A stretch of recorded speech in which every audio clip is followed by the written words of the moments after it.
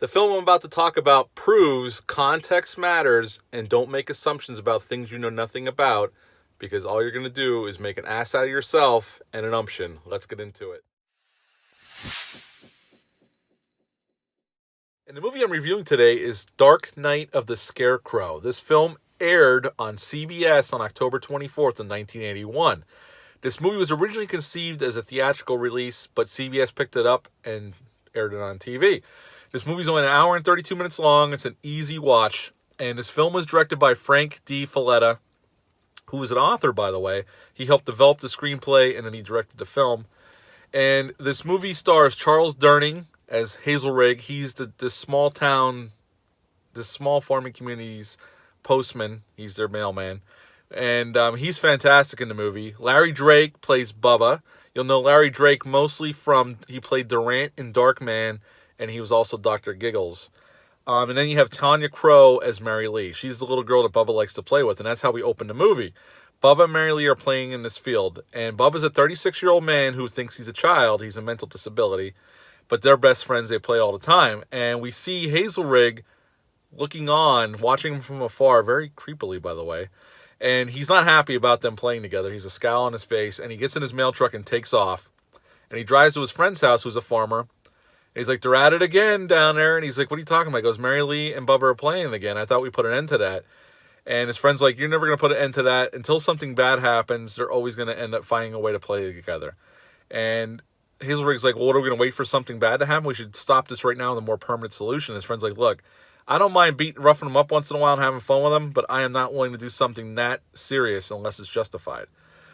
And then we cut to Bubba and Mary Lee hand in hand walking up a road, and we see this house and this fenced-in yard, and Mary Lee walks over to the fence. Bubba follows, and she's like, oh, I want to go and take a closer look. It's a nice courtyard with a fountain, garden gnomes, nice plants. And there's a board loose. She goes in, and Bubba's like, no, I'm not coming. I can't. No. She goes, you stay here. I'm just going to take a quick look.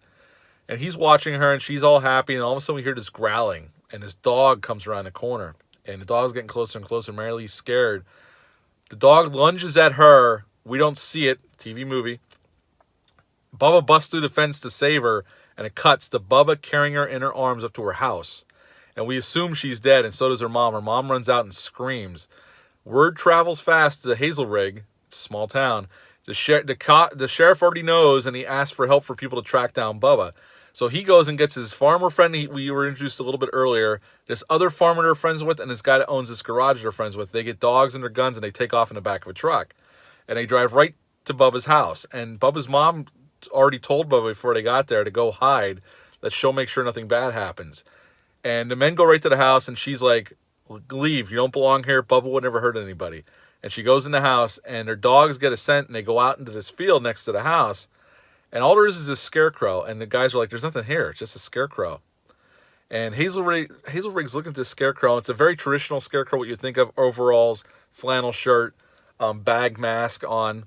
And Hazelrig's looking at it. There's something off about the scarecrow. And the closer he gets, he can start seeing the eyes inside the mask and the whimpering of Bubba. He takes a couple steps back. All the guys aim their guns at the scarecrow, and they fire 21 times and kill him. And all of a sudden, the radio in the truck starts talking, and somebody's calling out for them, and they go over and answer, and they're like, we don't need any more help. Mary Lee's fine. She's at the clinic. Actually, Bubba saved her life. And all the guys are looking at each other like, oh, shit, we just killed an innocent man. And Hazelrig takes a pitchfork off the truck and shoves it into Bubba's hand. And that comes into play at in the courtroom scene, which is next. And the district attorney has no doubt that these men killed him in cold blood. But there's not enough evidence. Nobody was there to witness it besides these four men and Bubba, who is dead. And the men are using the excuse that Bubba came at them with a pitchfork and they were only defending themselves, and they gave him the opportunity to walk away, and he wouldn't do it. And the judge lets them go. And Bubba's mother stands up and starts screaming, you guys will get yours. There's other justice than the law. And she's dragged out of the room by the guards. And everybody in the town seems happy these guys got off. And Hazelrig, honestly, Charles Durning's great in this film. He comes off as a scumbag, though. Like, there's something wrong with this guy, and he's not a very good guy, but everybody in town seems to respect these guys. And it's like, these guys are like kind of like assholes. Why would you? But everybody's happy they get off. And all of a sudden, stuff starts happening, weird shit at his friend's house from the beginning of the movie. The one farmer, he's working on his wood chipper, and his wife's like, you're not planting that in the fall? What? Why is that scarecrow out there?" He looks up, and he's like, "I didn't put it there." And he thinks his friend set him up, and he goes, "Why'd you do it?" And they're like, "No, we didn't do it. We don't know what you're talking about." He goes home that night a little drunk. He pulls in, and in his barn, his wood chipper's running. And he's like, "What the hell?" And he goes in, he turns it off, and he starts hearing noises up on the hayloft. So he goes up, and we don't see anything, but he falls off, grabs the light. The wood chipper turns on. He ends up falling right into it and gets killed. We don't see anything, again, TV movie, but it's implied. And the next day, the coroner's there, and he's getting taken away in a body bag, or what's left of him. And his friends start panicking, and Hazelrig goes to see Bubba's mom and goes, "What's going?" And he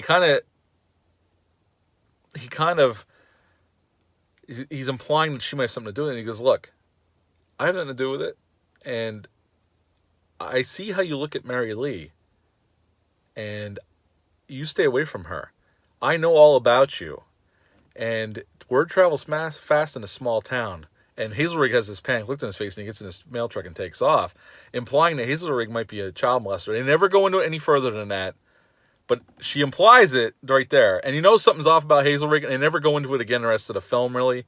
Although he does have another creepy scene later on with the little girl, but they never go into it. It is a TV movie after all. They weren't there to tackle major issues, but it was almost like she was saying that he was projecting what he is onto Bubba, but he's actually the bad one, and Bubba was the good one. That's kind of what she was implying without saying it. And then the next guy, the other farmer who has this grain silos, he's there at night, and he saw a scarecrow. Somebody put a scarecrow in his field earlier in the day, and he's freaked out by it. And Hazelrig's like, "Look, calm down. It'll be over soon. Just relax and don't say anything." And he's getting ready to go home for the night, and he goes outside. He starts hearing these noises, and he sees something. We don't see it. We hear noises, but we don't see what he sees. And he gets panicked, and he goes into the grain silo and locks the door from the inside. All of a sudden, the machine kicks on, and the silo starts filling with grain, and he starts panicking. He can't get the door open. And it gets higher and higher, and this guy's overweight, and he ends up suffocating in the grain. It gets so high that he gets buried in it alive, and he dies.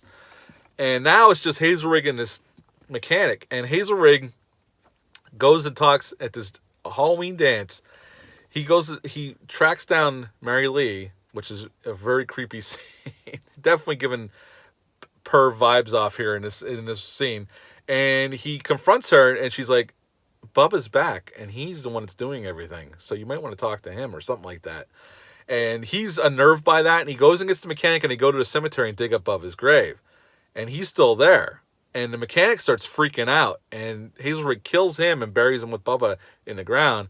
And he's driving home, and he's drinking, and he wrecks his mail truck, and he sees Mary Lee, and he starts chasing her through this cornfield.